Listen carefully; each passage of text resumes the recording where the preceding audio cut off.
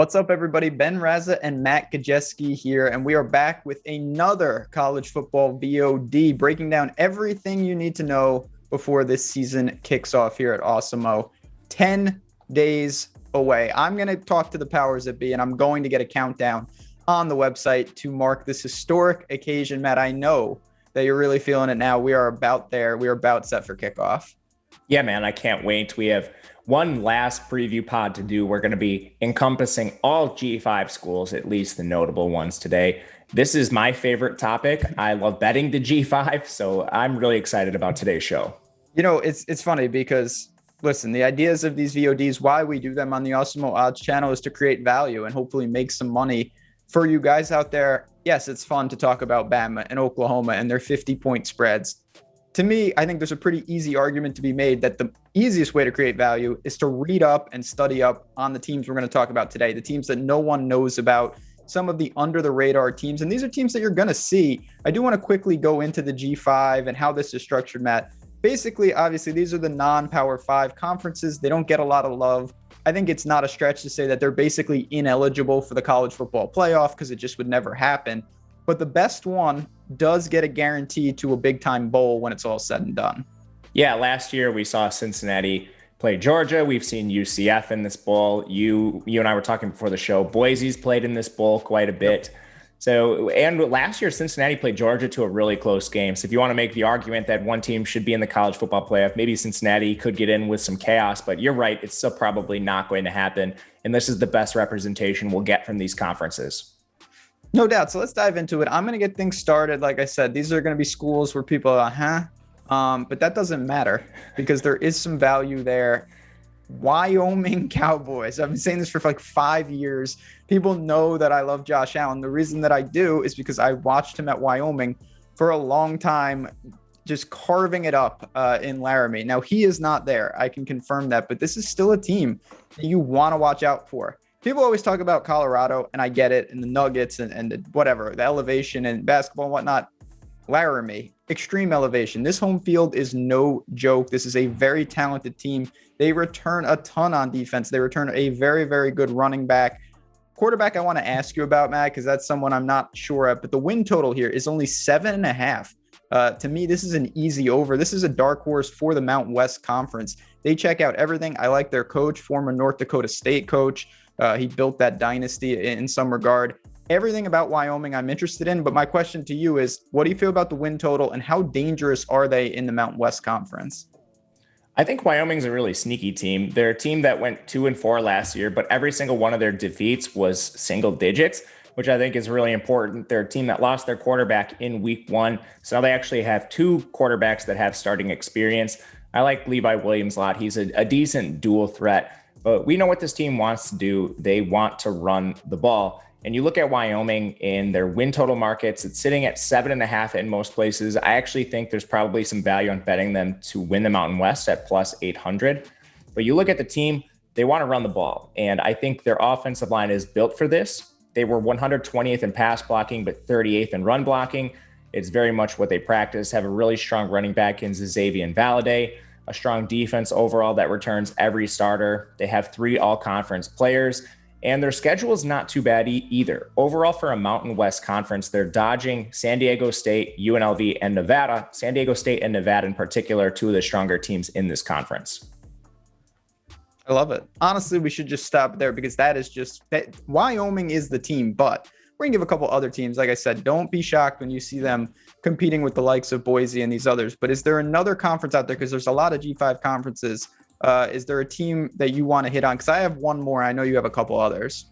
Yeah, let's go to the AAC, probably the most popular G5 conference. It's where you see teams like UCF, Memphis. And what I want to talk about today is Houston, a team that finished 3-5 last year, but some of their losses were to some of the better competition in college football, particularly in that conference. They lost to BYU, UCF, Cincinnati, and Memphis just by 3, but they're returning 9 starters on offense, 9 starters on defense.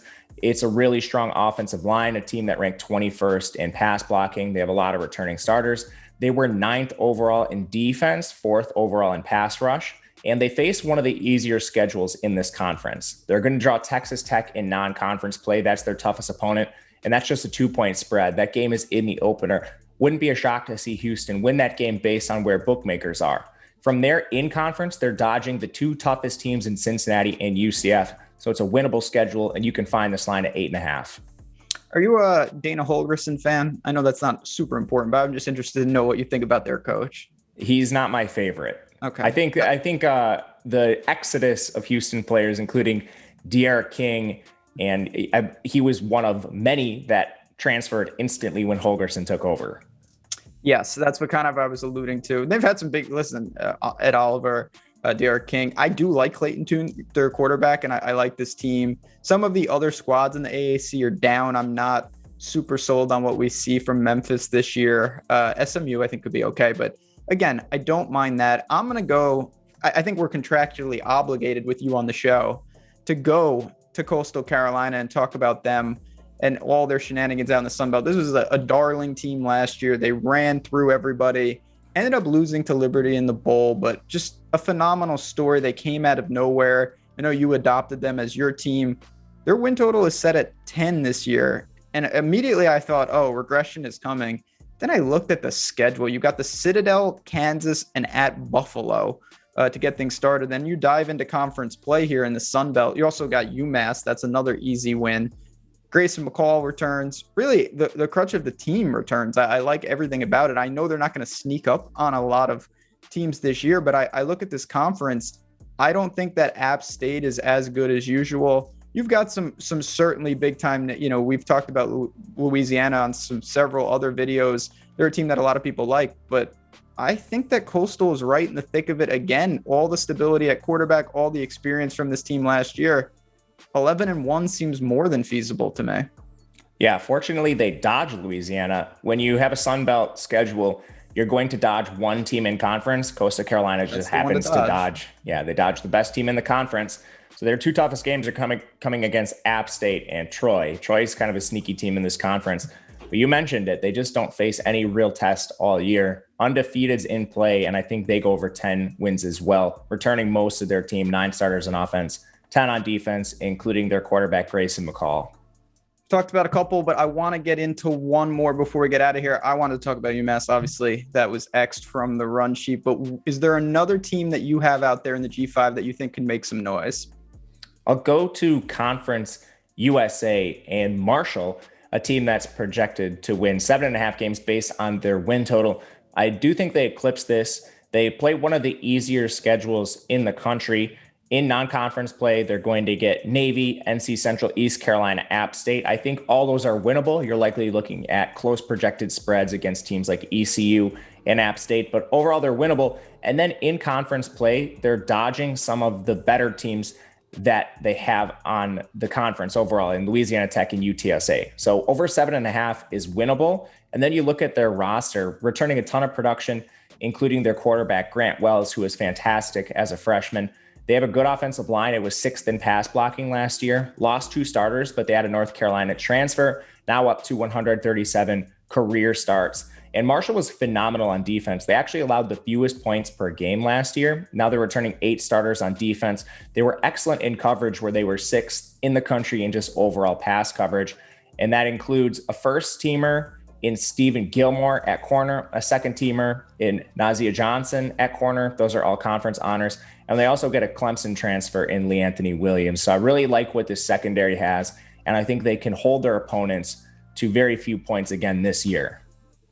It's a bad conference. It's wide open. I have no problem with that. I'm personally kind of leaning to the UAB side of things, but we're going to talk about all that and more. If you want the full breakdown of the G5, Betting You, our exclusive college football betting podcast, is available all over Apple, Spotify, anywhere you got podcasts, you can listen to that. So we dropped some tidbits here, some teams that I think you want to take advantage of in the betting markets. But if you want that and more, make sure to check out that podcast. And while you're here, we appreciate the support. Subscribe to the channel. Like I said, season is kicking off and you don't want to miss all the content that Matt, me, the entire team, everyone's doing a great job here, really building out the sports betting platform. We're super excited. On that note, 3 up, 3 down. We've got Wyoming. We've got Coastal. We've got 3 up, 3 down. 4 teams, actually. You gave Houston. You slid that in there. And Marshall. So I think we're covered here for the G5. We're going to bounce on out of here. But again, 10 days till kickoff. Cannot wait. stay tuned for week 0 preview. I know sounds weird, but it is week 0 in college football. That'll be coming up next week here at Awesemo. Good luck, everyone. We'll talk to you guys soon.